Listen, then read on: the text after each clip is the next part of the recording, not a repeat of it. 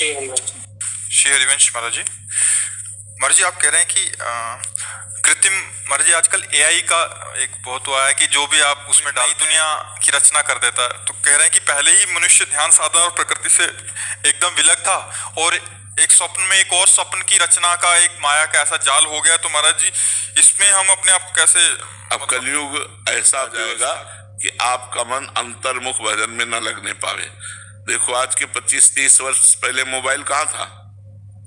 किसी के पास मोबाइल ना, और सबका बढ़िया काम चलता था। अब भला बिना मोबाइल के काम चल सकता है? कैसा फांस लिया कलयुग ने। सबके पास मोबाइल, चाहे संत हो, चाहे रिक्शा वाला हो, चाहे किसान हो, किसी के पास भी हो, स्मार्ट के नीचे है ही नहीं। सबके मोबाइल, दिन भर लगे रहो उसी में, ना भजन, न शास्त्र स्वाध्याय, न सत्कर्म, उसी में लगे रहो, बस मोबाइल में लगे रहो।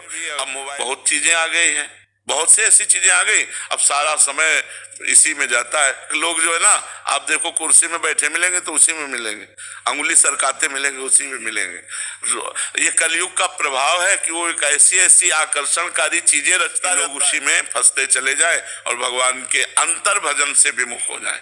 अंतर भजन, अब माला लिए हो, मोबाइल लिए, मतलब क्या माला चलेगा? माला लिए हो, मोबाइल भी देखते चले जा रहे हैं, अब वो माला क्या चल रहा है? वो तो एक क्रिया हो रही, माला नाम जप कर रहे, वही ध्यान में वही सुन रहे और खूब आनंद से डूबते चले जा रहे, तब तो माला जपो।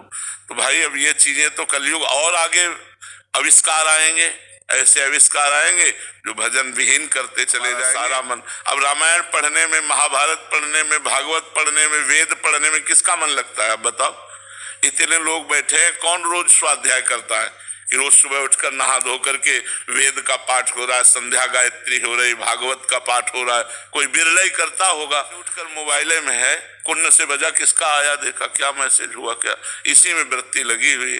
तो अब और नए नए आविष्कार हो रहे हैं मन को फंसाने वाले।